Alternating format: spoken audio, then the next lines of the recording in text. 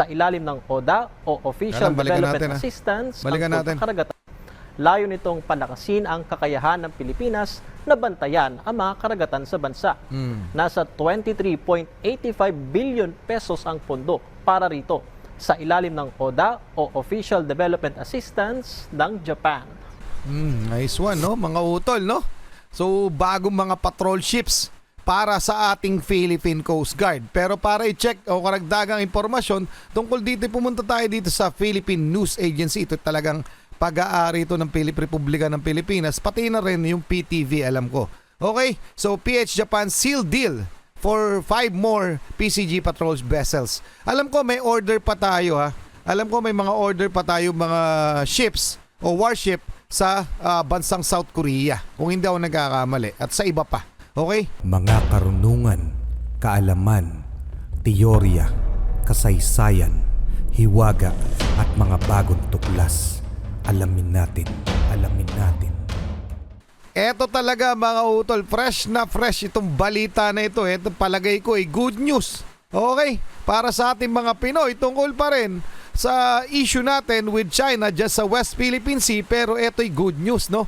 Dahil ang Pilipinas at Japan lumagda na sa kasunduan para sa pagbili ng 5 patrol ships. So alam naman natin talaga na kulang ang ating mga assets. Okay, partikular yung mga gamitan ng ating PH Navy at ang ating Philippine Coast Guard. Kaya nga tayo lagi nabubuli nitong China dahil sa kakulangan ng mga barko natin na para ma-monitor yung mga pangyayari o yung mga nangyayari sa ating mga teritoryo dyan sa West Philippine Sea. Ito'y mula sa PTV Philippines. Pakisubscribe siya, pakilike na rin yung video game na alamin na natin to. Siyempre, titingnan rin natin yung report tungkol dito para sa karagdagang impormasyon. PTV, no? Nagbabalik ang PTV Balita ngayon. Formal lang nilagdaan ng Pilipinas at Japan ang kasunduan para bumili ng 5 pang patrol ships. Mismong sina DFA Secretary Enrique Manalo at Japanese Ambassador Endo Kasuya ang nanguna sa signing ceremony. Layo nitong palakasin ang kakayahan ng Pilipinas na bantayan ang mga karagatan sa bansa. Di naman talaga no? Kasi kulang ang asset natin, kulang ang ating mga barko para ma-monitor yung mga lugar-lugar o yung mga teritoryo natin na siyang pilit inaangkin ng China. Yun ang number 1 dilemma na nangyayari sa ating Philippine Coast Guard. Knowing na archipelago tayo, talaga magkakalayo. Ang hirap i-monitor yung ating mga teritoryo dahil magkakalayo at the same time, napakakonti ng ating mga barkong available. So yun po yung, kaya talagang kudos sa ating Philippine Coast Guard kasi doble talaga yung kanilang kasipagan, matugunan lamang yung kanilang mga tungkulin na bantayan ang ating mga teritoryo. Okay, tuloy muna natin ha. Sa 23.85 billion pesos ang pondo para rito sa ilalim ng ODA o Official Development Assistance ang karagatan. Layo nitong palakasin ang kakayahan ng Pilipinas na bantayan ang mga karagatan sa bansa. Nasa 23.85 billion pesos ang pondo para rito sa ilalim ng ODA o Official Development Assistance ng Japan. Nice one, no? Mga utol, no? So, bagong mga patrol ships para sa ating Philippine Coast Guard. Pero para i-check o karagdagang impormasyon tungkol dito, pumunta tayo dito sa Philippine News Agency. Ito talagang pag-aari ito ng Republika ng Pilipinas, pati na rin yung PTV, alam ko. Okay, so PH Japan seal deal for 5 more PCG patrol vessels. Alam ko may order pa tayo, ha. Alam ko may mga order pa tayo, mga ships o warship sa bansang South Korea, kung hindi ako nagkakamali, at sa iba pa. Okay? So, basahin lang natin. May 17, so bagong-bago talaga ito. The Philippines and Japan on Friday signed an agreement for the acquisition of 5 additional 97-meter class patrol vessels for the Philippine Coast Guard. The procurement of the multi-role response vessels, kaya pala MRRVs, no, will be financed by Japan yen, no, 64.38 billion Japanese Official Development Assistance, ODA. Okay? Loan. Isipin mo, loan pa to, no?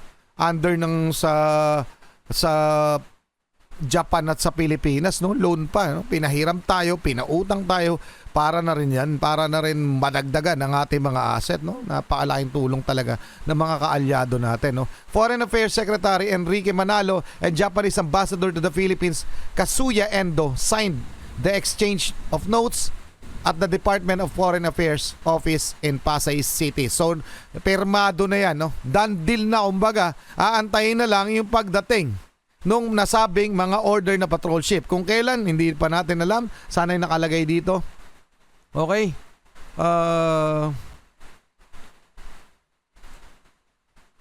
So, kailan to? Parang wala, no? Pero basahin natin yung ilan.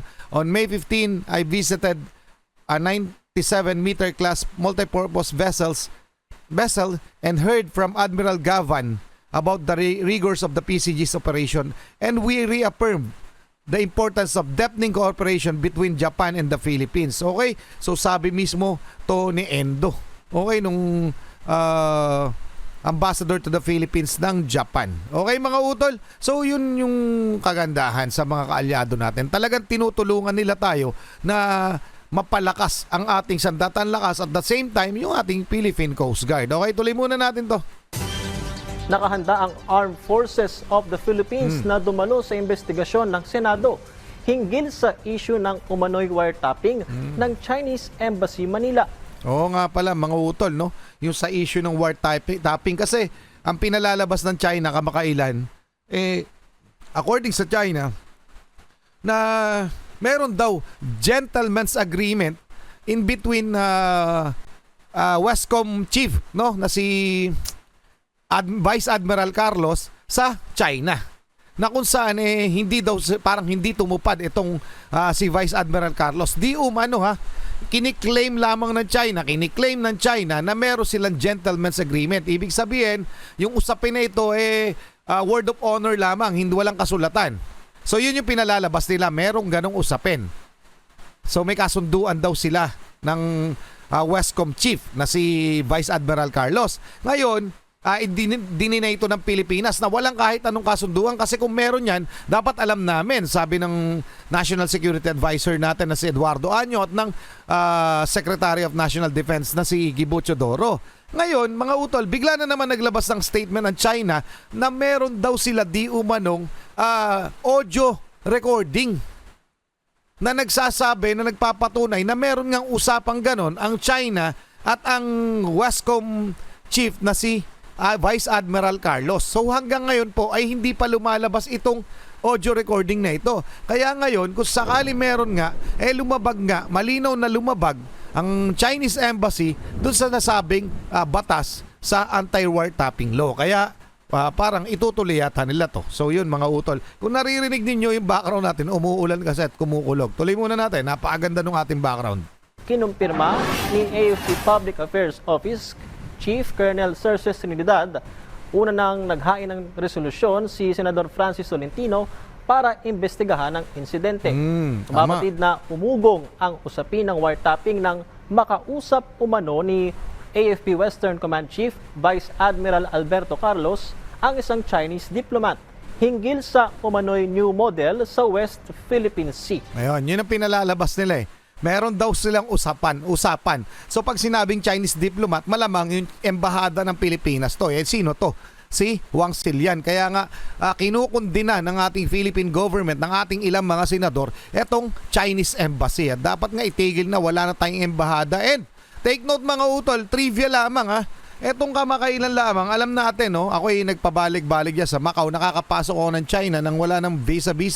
Pero nito lamang, etong mga kaibigan ko ay nagpunta ng Hong Kong. And then tatawid sila papasok ng China, hindi po sila pinapasok. Nagihigpit na 51 countries pa rin daw pinapapasok ng China, pero hindi ang kasama ang pasaporte ng Pilipinas. See? Well anyway, naisabi ko lang naisingit ko lamang. Baka, 'di ba? Yun, hindi sila pinapasok ng China. Galing nasa Hong Kong sila. Pero dati naman napakaluwag, baliwala. Ngayon hindi na po. Okay, so ano masasabi ninyo dito sa paglagda ng Japan at Pilipinas sa kasunduan para bumili ng bagong patrol ships? At take note, pauutangin pa tayo. Maraming salamat. Paki-comment na lang inyong opinion. Maraming salamat PTV Philippines. Maraming salamat sa inyo. Muli ako Stargate Achilles in behalf of the Real South Pride Production. Okay, nagpapasalamat sa walang sawa niyo pagsuporta. Kayo mag-iingat. Keep safe. God bless. At saludo po sa inyo lahat.